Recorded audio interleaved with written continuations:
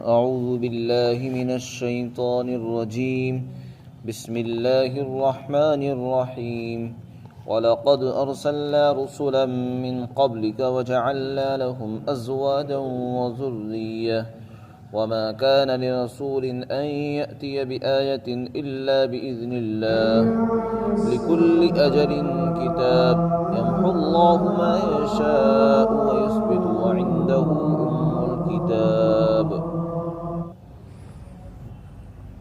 وَإِمَّا نُرِيَنَّكَ بَعْضَ الَّذِي نَعِدُهُمْ أَوْ نَتَوَفَّيَنَّكَ فَإِنَّمَا عَلَيْكَ الْبَلَاغُ وَعَلَيْنَا الْحِسَابُ۔ اور یقیناً ہم نے آپ سے پہلے بھی بہت سے رسولوں کو بھیجا ہے، اور ہم نے ان کو بیویاں اور اولاد عطا کی، اور کسی رسول کی یہ طاقت نہیں ہے کہ وہ کوئی آیت اللہ کی اجازت کے بغیر لے آئے، اور ہر زمانے اور ہر وقت کے لیے لکھے ہوئے احکامات ہیں۔ اللہ جو چاہتا ہے مٹا دیتا ہے، اور جس کو چاہتا ہے ثابت اور باقی رکھتا ہے، اور اسی کے پاس اصل کتاب ہے۔ اور اگر ہم عذاب کا وہ حصہ آپ کو دکھا دیں جس سے ہم ان کو ڈراتے ہیں اور دھمکاتے ہیں، یا ہم آپ کو وفات دے دنیا سے اٹھا لیں، تو آپ کی ذمہ تو صرف پیغام پہنچانا ہے، اور ہمارے ذمہ ان کا حساب لینا ہے۔ مشرکین اور کفار کا ایک عام تخیل یہ تھا کہ نبی اور رسول کے متعلق، نبی اور رسول کوئی انسان نہیں بلکہ کوئی دوسری مخلوق، مثلا فرشتہ ہونا چاہیے۔ یہ اعتراض متعدد آیات میں آیا ہے، اس سے پہلے بھی آیا۔ وہ یہ سمجھتے تھے کہ ایک انسان نبی کیسے ہو سکتا ہے، نبی کے لیے تو کوئی فرشتہ ہونا چاہیے یا اور دوسری مخلوق میں سے اس کا ہونا ضروری ہے۔ ان کا ایک اپنا خیال تھا جس کی کوئی اصل اور دلیل نہیں تھی۔ اس خیال کی تردید اللہ نے متعدد آیات میں جگہ جگہ پر فرمائی ہے، یہاں بھی اسی کا ایک جواب اللہ تعالیٰ نے عطا فرمایا ہے۔ ان کا خیال یہ تھا کہ رسول تو کوئی فرشتہ ہونا چاہیے، تو اس کا جواب دیا گیا کہ فرشتہ انسان کی تربیت نہیں کر سکتا۔ رسول جو ہوتا ہے، حقیقت میں رسول انسانوں کی تعلیم اور تبلیغ کے لیے آتا ہے، ان کو احکام سناتا بھی ہے، کر کے بھی دکھاتا ہے، اور رسول اپنی امت کے لیے ایک نمونہ ہوتا ہے۔ جیسا رسول کرے گا ویسے ہی امت کرے گی، اور اس امت کو بھی یہ حکم ہوتا ہے کہ اپنے رسول کی اتباع اور پیروی کریں، اعمال میں بھی، اخلاق میں بھی، عادات میں، عبادات میں بھی، سب جگہ یہ امت پر لازم ہوتا ہے۔ اور اگر ہم کسی فرشتے کو رسول بنا دیں تو یہ ممکن ہی نہیں ہے کہ کوئی انسان کسی فرشتے کی اتباع کر لے، اس لیے کہ فرشتہ ایک الگ مخلوق ہے، اس کو نہ بھوک لگتی ہے، نہ پیاس لگتی ہے، نہ نفسانی خواہشات ہیں، نہ اس کو نکاح کی ضرورت پیش آتی ہے، نہ اس میں تھکان ہوتی ہے، نہ اسے نیند آتی ہے، نہ اسے بیماری پیش آتی ہے۔ انسان تو کام کرے گا تھک جائے گا، نیند آ جائے گی اس کو، اور فرشتے پوری رات عبادت کریں گے، ہم کیسے کر لیں گے ان کی اتباع؟ وہ شادی نہیں کرتے، ان کو خواہشات نہیں ہوتی، نہ ان کو بھوک لگتی، نہ پیاس لگتی، وہ تو مسلسل کسی کام میں لگے رہیں گے۔ اگر عبادت کرے تو عبادت ہی کری رہے، رکوع میں ہے تو رکوع ہی میں کھڑے۔ ایک انسان کے لیے ان کی پیروی کرنا انتہائی مشکل ہے، ان کے مقام کو نہیں پہنچ سکتا انسان، کیونکہ وہ ان چیزوں سے مبرہ ہیں۔ اللہ نے ان کے اندر یہ چیزیں نہیں رکھی، نہ ان کے اندر بھوک کی صلاحیت ہے، نہ پیاس کی ہے، نہ خواہشات ہے، نہ نکاح ہے، کچھ نہیں۔ ان کا کام تو بس جو اللہ نے دے دیا بس وہ اپنا کام کرتے رہتے ہیں۔ تو یہ ممکن ہی نہیں تھا کہ کوئی انسان ان کی پیروی کر لے۔ اس لیے ایک انسان کی رہنمائی کے لیے انسان ہی ضروری تھا، تاکہ انسان ایک دوسرے انسان کی پیروی کرے اور اس کے اعمال کو دیکھ کر اسی جیسے اعمال اختیار کرے۔ مشرکین نے جب دیکھا کہ اللہ کے رسول کے پاس بہت سے بیویاں ہیں تو اس کو بھی انہوں نے عجیب سمجھا کہ یہ رسول ہو کر بھی بیویاں رکھتے ہیں بہت ساری، حالانکہ رسول تو کوئی فرشتہ ہونا چاہیے۔ تو وہی بات یہاں پر جواب دیا گیا کہ بیویاں ہونا یا کھانا پینا یہ کوئی عیب نہیں ہے، بیویوں کا رکھنا، صاحب اولاد ہونا، اہل و عیال والا ہونا یہ کوئی عیب کی چیز نہیں، نہ نبوت کے خلاف ہے نہ کار نبوت کے خلاف ہے، بلکہ یہ تو نبوت کے کام میں معین اور مددگار ہے، جیسا کہ کل بھی عرض کیا گیا۔ بہت سے وہ احکام جو جس کی انسان کو ضرورت پیش آتی ہے وہ شادی سے متعلق ہیں، اولاد کی تربیت سے متعلق، شادی کرنے کے بعد بیوی کے ساتھ کیسے برتاؤ کرنا ہے، اس کے ساتھ کیسے زندگی گزارنی ہے، وہ سارے احکامات شادی کے بعد ہی متعلق ہوتے ہیں اور اسی سے پتہ چلتے ہیں۔ اللہ کے رسول صلی اللہ علیہ وسلم کی اندر کی زندگی ازواج مطہرات ہی کے ذریعے سے ہمیں پہنچی ہے۔ اگر آپ شادی شدہ نہ ہوتے تو آپ گھر میں رہتے ہوئے کیا اعمال کرتے ہیں، کیسے اندر رہتے ہیں، کیسے آپ آرام فرماتے ہیں، کیسے آپ رات میں اٹھتے ہیں، عبادت کیسے کرتے ہیں، تو یہ ساری چیزیں ہم سے پوشیدہ رہ جاتی اور ہمیں معلوم ہی نہ ہوتا کہ دین کا جو بڑا حصہ ہے وہ رہ جاتا۔ تو بہت بڑا حصہ حضرت عائشہ صدیقہ رضی اللہ عنہا کے ذریعے سے ہمیں پہنچا ہے، دین کا ایک بڑا حصہ ہمیں ازواج مطہرات کے ذریعے سے ملا ہے۔ تو اگر شادی کرنا کوئی عیب ہوتا تو بڑی چیز ہم سے رہ جاتی۔ تو یہاں پر فرما دیا کہ ہم نے آپ سے بھی پہلے بہت سے رسول بھیجے سوائے ایک دو کے، اکثر شادی شدہ تھے، سب اہل و عیال والے تھے، بال بچوں والے تھے، اور اگر یہ آپ بھی شادی شدہ ہیں تو اس میں کوئی عیب کی بات نہیں، بلکہ یہ خود جانتے ہیں سلیمان علیہ السلام، داؤد علیہ السلام کہیں کہیں بیویاں رکھتے تھے اور انہیں معلوم ہے، پھر بھی یہ اعتراض کرتے ہیں صرف عناد کی وجہ سے۔ اسی طرح آگے اللہ تعالیٰ نے ایک اور جواب دوسری آیت کے ذریعے سے دیا ہے۔ کچھ لوگ یہ سمجھتے تھے کہ رسول کے بارے میں ان کا عام اعتراض یہ تھا کہ ہم ان سے جو کہتے ہیں یہ پورا نہیں کرتے، وہ یہ چاہتے تھے اپنی خواہش کے مطابق ان سے معجزے منگواتے رہیں اور ایمان نہ لائیں۔ تو آپ کو عاجز کرنے کے لیے کہتے تھے کہ فلاں معجزہ پیش کر دو ہم ایمان لے آئیں گے، آپ فلاں معجزہ پیش کر دیں ہم آپ کو مان لیں گے، آپ کی پیروی کر لیں گے، اس طرح کی باتیں کرتے تھے۔ اسی طریقے سے ایک اعتراض اور کیا تھا انہوں نے، ایک سوال یہ کیا تھا جس کا ذکر اس سے پہلے سورہ یونس میں بھی آیا ہے، ائت بقرآن غیر ھذا ابدلہ، اے محمد صلی اللہ علیہ وسلم یہ جو قرآن آپ ہمیں پڑھ کر سناتے ہیں اس میں ہمارے بتوں کی برائی ہے، ہمارے بتوں کو، ہمارے دین کو برا بھلا کہا گیا ہے، لہذا ہم اس قرآن کو نہیں مانتے، اگر آپ سے ہو سکے تو آپ کوئی دوسرا قرآن لا کے دکھا دیں، کوئی دوسرا قرآن پیش کریں جس میں ہمارے بتوں کو برا نہ کہا گیا ہو، پھر ہم آپ کو نبی ماننے کو تیار ہیں۔ اور اگر آپ سے یہ نہیں ہو سکتا کہ آپ اس قرآن کو چھوڑ کر دوسرا قرآن لے آئیں جس میں ہمارے بتوں پر کوئی اعتراض نہ ہو، کوئی ان کی برائی نہ ہو، کوئی ان کی سرزنش نہ کی گئی ہو، تو پھر ایک دوسرا کام کر دیں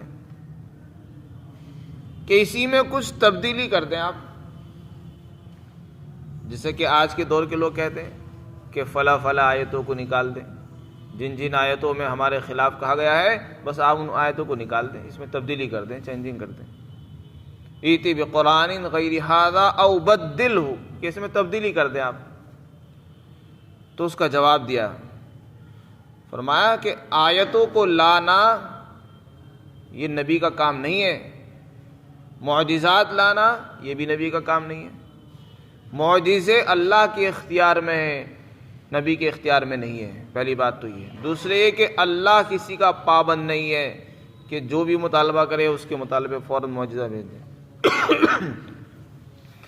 اسی طرح قرآن کی جو آیتیں آتی ہیں، قرآن جو آتا ہے وہ بھی نبی کے اختیار سے باہر کی چیزیں ہیں، اللہ کے حکم کے بغیر کوئی آیت نہیں آتی۔ ایسا نہیں ہے کہ نبی اپنی طرف سے کوئی آیت بنا کر فوراً پیش کر دیتا ہے، یا اپنی مرضی سے جو جس آیت کو چاہے مٹا دے، جس آیت کو چاہے ختم کر دے، جس آیت کو چاہے بڑھا دے، اپنی طرف سے ایک لفظ نبی نہیں کہہ سکتا، ان کی یہ مجال نہیں کسی رسول کی کہ ایک لفظ اپنی طرف سے قرآن میں بڑھا دے یا گھٹا دے۔ فرمایا یہ تو صرف رسول، یہ اللہ کے حکم سے ہوتا ہے، کسی رسول کے اندر بھی گنجائش نہیں۔ تو عام انسان کی کیا مجال ہے کہ وہ قرآن میں تبدیلی کر دے، آیتوں کو باہر نکال دے، اپنی مرضی سے آیتوں کو ختم کر دے؟ یہ کسی انسان کی مجال کیسے ہو سکتی ہے جب رسول کی مجال نہیں ہے؟ فرمایا کسی رسول کی یہ مجال نہیں ہے کہ وہ کوئی آیت لے آئے اللہ کی اجازت کے بغیر۔ جب اللہ کا حکم ہوتا ہے جبھی وہ آیتیں پیش کرتے ہیں، جب اللہ کا حکم ہوتا ہے جبھی معجزہ آتا ہے۔ تو دونوں باتوں کا جواب دے دیا۔ آیت سے مراد اگر آیت ہو، قرآن کی آیتیں ہوں، احکامات ہو، تو وہ بھی مراد لی جا سکتی ہے، اور اگر آیت سے مراد معجزہ لیا جائے تو وہ بھی مراد لی جا سکتی ہے۔ لِكُلِّ أَجَلٍ کتاب، آگے اللہ تعالیٰ نے فرمایا ہر زمانے کے لیے، اجل کہتے ہیں مقررہ مدت کو، ہر مدت کے واسطے کچھ لکھے ہوئے احکامات ہیں۔ اس کا کیا مطلب ہے؟ اس آیت شریفہ کے مطلب میں مفسرین نے فرمایا اس کا مطلب یہ ہے کہ ہر چیز لکھی ہوئی ہے، ہر زمانے کے واسطے کچھ نہ کچھ احکامات ہیں۔ انسان کب پیدا ہوگا، کب تک زندہ رہے گا، کب مرے گا، مومن ہوگا یا کافر ہوگا، یہ ہر چیزیں لکھی ہوئی ہیں اللہ کے یہاں تقدیر میں، لوح محفوظ کے اندر۔ کون کب پیدا ہوگا، کب مرے گا، کب آئے گا، کب نہیں آئے گا، کب معجزہ ظاہر ہوگا، کب نہیں ہوگا، کون سے نبی پر کس وقت وحی آئے گی، کب نہیں آئے گی، کون سی آیت نازل ہوگی، ہر چیز لوح محفوظ کے اندر موجود ہے، لکھی ہوئی ہے۔ اس کا ایک مطلب تو یہ ہے لِكُلِّ أَجَلٍ کتاب، ہر چیز کے لیے لکھے ہوئے احکامات ہیں، موجود ہیں۔ اسی طریقے سے اہل کتاب کو یہ اعتراض تھا کہ قرآن میں بہت سے احکام تورات کے احکام کے خلاف ہیں۔ تورات میں کوئی حکم نازل ہوا، قرآن میں اس کے خلاف ہے، اس کو ختم کر کے دوسرا حکم نازل کر دیا گیا۔ تو ان کو یہ بات ہضم نہیں ہوتی تھی کہ جب تورات میں یہ حکم تھا تو اس کی جگہ پر اس کو ہٹا کر یہ دوسرا حکم کیوں لایا گیا، وہی حکم جاری رکھنا چاہیے۔ تو اس کا جواب بھی اس میں دے دیا کہ ہر زمانے کے واسطے کچھ احکامات ہیں، لکھی ہوئی چیزیں ہیں مقررہ، یعنی لوح محفوظ میں اللہ نے لکھ دیا تھا کس زمانے کے لیے کون سا حکم مناسب ہوگا، وہ اس زمانے کے لیے اللہ نے جاری فرما دیا، اور بعد میں آنے والے زمانے کے لیے کون سا حکم ٹھیک رہے گا، ان لوگوں کے حالات کے حساب سے جو مناسب تھا اللہ نے وہ جاری فرما دیا۔ تو تمہیں اعتراض کرنے کا کیا حق ہے کہ یہ جو حکم پہلے تھا وہ اب بھی وہی جاری رہنا چاہیے؟ اس کا تمہیں کیا پتہ کہ اب ہمارے لیے اس وقت کیا مناسب ہے؟ اس زمانے کے لوگوں کے لیے وہ حکم مناسب تھا، ان کو وہ دیا گیا، آنے والے لوگوں کے لیے یہ مناسب نہیں تھا، دوسرا بدل دیا گیا۔ تو لِكُلِّ أَجَلٍ کتاب کا مطلب یہ ہے کہ ہر زمانے کے واسطے کچھ مقررہ احکامات ہیں جو لکھے ہوئے ہیں اللہ کے پاس۔ تو یہ جو احکام میں تبدیلی ہو رہی ہے یہ ویسے ہی نہیں ہو رہی ہے، یہ اللہ کی حکمت کے عین مطابق ہے۔ اللہ تعالیٰ جانتا تھا کہ بعد میں آنے والے لوگوں کی طبیعتیں ایسی نہیں ہیں کہ وہ سخت احکامات کو برداشت کر سکیں، اس لیے اللہ نے احکامات میں نرمی پیدا فرمائی اور ان کو بدل دیا۔ تو ایک لکیر کے فقیر ہے نا کہ جو حکم پہلے تھا اب وہ اس کو باقی کیوں نہیں رکھا گیا، یہ اللہ کے فیصلے پر اعتراض ہے۔ تو اللہ نے بتا دیا کہ ہر چیز کے لیے لکھا ہوا ہے، ہر زمانے کے لیے احکامات لکھے ہوئے تھے ہمارے پاس، اس شریعت میں یہ حکم رہے گا، اس شریعت میں یہ حکم رہے گا، یہ سب چیزیں لکھی ہوئی تھی۔ پھر آگے اللہ تعالیٰ نے فرمایا تقدیر سے متعلق کہ جس کو چاہتا ہے اللہ مٹا دیتا ہے لوح محفوظ سے، اور جس کو چاہتا ہے باقی رکھتا ہے، اور اسی کے پاس اصل کتاب ہے۔ یہ مٹانا اور ثابت رکھنے کا کیا مطلب ہے؟ اس کا مطلب مفسرین نے یہ بیان فرمایا ہے کہ لوح محفوظ میں اللہ نے ازل کے اندر ہر چیز کی تقدیریں لکھ دی تھی، ہر چیز کے احکامات بیان کر دیے تھے، کیا کیا ہونے والا ہے۔ تو فرائض اور احکام میں سے جو مناسب سمجھتا ہے اللہ تعالیٰ اس کو مٹا دیتے ہیں، منسوخ کر دیتے ہیں، اور جس حکم کو چاہتے ہیں باقی رکھتے ہیں۔ حضرت ابن عمر رضی اللہ عنہ فرماتے میں نے سنا اللہ کے نبی صلی اللہ علیہ وسلم نے فرمایا کہ 4 چیزوں کے سوا اللہ تعالیٰ کسی بھی چیز کو مٹا دیتے ہیں، جس کو چاہتے ہیں باقی رکھتے ہیں۔ وہ ہے موت اور زندگی، بدبختی اور خوش نصیبی۔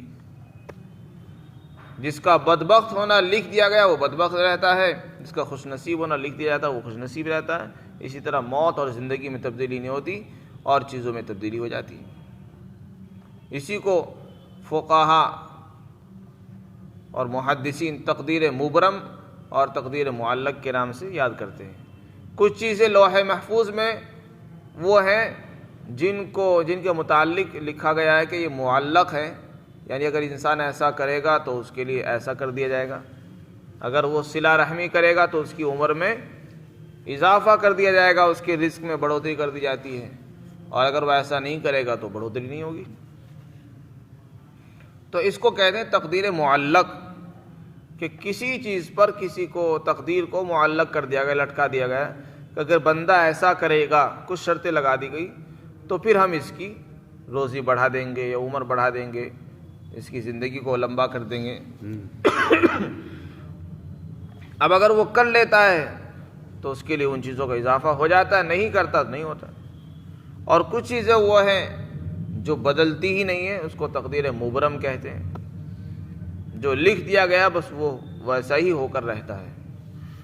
تو یمحو اللہ ما یشاء ویثبت کا مطلب یہ ہے کہ اللہ جس کو چاہتا ہے مٹا دیتا ہے اور جس کو چاہتا ہے باقی رکھتا ہے، یعنی جو مٹانے کے قابل ہوتی ہیں، جن کے بارے میں یہ ہوتا ہے تحریر کہ اگر یہ بندہ ایسا کرے گا تو ایسا کر دیا جاتا ہے، تو اس میں اللہ تعالیٰ تبدیلی فرما دیتے ہیں احکامات میں، تقدیروں کے اندر، قضا میں، اور جس کے بارے میں وہ لکھا ہوا ہے کہ اس میں کوئی تبدیلی نہیں ہوگی اس کو باقی رکھتے ہیں۔ اصل لوح محفوظ، اصل کتاب جو ہے اس کو لوح محفوظ کہتے ہیں، وہ اللہ کے پاس ہے، اسی میں اللہ تعالیٰ چاہتے ہیں وہ کر دیتے ہیں۔ چنانچہ احادیث کے اندر بھی آتا ہے کہ یہ ہر شب قدر میں یہ چیزیں ہوتی ہیں۔ اسی طریقے سے جب رحم کے اندر ماں کے پیٹ میں نطفہ قرار پاتا ہے، استقرار حمل ہوتا ہے، تو اس کے 40 دن کے بعد فرشتہ پہنچتا ہے تو وہ اللہ سے پوچھتا ہے کہ پروردگار یہ جو نطفہ قرار پایا ہے یہ بدبخت ہوگا یا نیک بخت ہوگا، سوال کرتا ہے، تو جو فیصلہ ہوتا ہے وہ لکھ دیا جاتا ہے کہ یہ بچہ نیک بخت ہوگا یا بدبخت ہوگا۔ اسی طرح اس کی عمر کے بارے میں پوچھتا ہے کہ اس کی عمر کتنی ہوگی، کتنے سال یہ جیے گا، وہ لکھ دیا جاتا ہے۔ یہ مومن ہوگا یا کافر ہوگا یہ بھی لکھ دیا جاتا ہے۔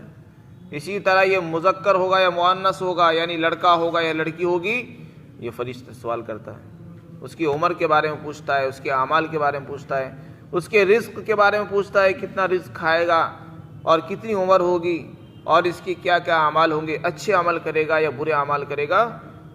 وہ ساری چیزیں ماں کے پیٹ میں پیدا ہونے سے پہلے ہی اس کی لکھ دی جاتی ہیں، فرشتے لکھتے ہیں۔ تو یہ سب اللہ کی طرف سے ہوتا ہے۔ وَعِندَهُ أُمُّ الْكِتَابِ، اصل کتاب اسی کے پاس ہے، یعنی جب اللہ نے تقدیریں لکھی تو وہ سب لوح محفوظ کے اندر موجود ہیں۔ پھر وہیں سے فرشتوں کو ان کی فہرست ہر سال شب قدر میں دے دی جاتی ہے، پورے سال کے اعتبار سے۔ آگے اللہ تعالیٰ نے ایک اور بات کا جواب دیا ہے۔ مشرکین کو ڈرایا جاتا تھا عذاب سے، دھمکایا جاتا تھا ان کو، لیکن وہ عذاب نہیں آتا تھا۔ تو کسی کو یہ وہم ہو سکتا ہے کہ عذاب سے ڈرا تو جاتا ہے لیکن وہ آتا ہے نہیں۔ تو اور نبی کو بھی اس چیز کا ملال ہو سکتا ہے کہ ہم عذاب سے ڈراتے تو ہیں اور پھر لوگ ہمیں جھوٹا بتا دیتے ہیں کہ آپ عذاب کی دھمکی دے رہے تھے، وہ کہاں رہا عذاب، اب تک تو آیا نہیں۔ تو یہاں اس کا جواب دیا ہے کہ دیکھو عذاب کا ایک وقت مقرر ہے اللہ کے علم میں، اللہ کے پاس۔ وہ عذاب کب آئے گا یہ آپ نہیں جانتے ہو، نہ نبی جانتے ہیں، اس کا اللہ کو علم ہے۔ وہ کب بھیجے گا کسی اور کو اس کا پتہ نہیں ہے۔ اگر ہم اس عذاب کو آپ کو دکھا بھی دیں، اگر ہم چاہیں تو دکھا بھی سکتے ہیں آپ کو جس عذاب سے ہم ان کو ڈراتے ہیں، اور ایسا بھی ہو سکتا ہے کہ ہم اس عذاب کے آنے سے پہلے آپ کو وفات دے دے، دنیا سے اٹھا لیں، ایسا بھی ہو سکتا ہے۔ لیکن یہ سب ہماری علم کے مطابق ہے، مرضی کے مطابق ہے۔ آپ کا کام صرف پیغام پہنچانا ہے اور ہمارا کام حساب لینا ہے۔ جو جیسا کر رہا ہے ہر ایک سے حساب لینا، اس کو سزا دینا اور جزا دینا، یہ ہمارا کام ہے۔ آپ اپنے کام میں لگے رہیے، تبلیغ کے کام میں، ہمارا کام حساب لینے کا، ہم خود حساب لے لیں گے۔ کب عذاب دینا ہوگا ہم خود دے دیں گے، آپ کو اس کی فکر میں پڑنے کی ضرورت نہیں ہے کہ عذاب کیوں نہیں ہے۔ اللہ تعالی ہم سب کو توفیق عطا فرمائے۔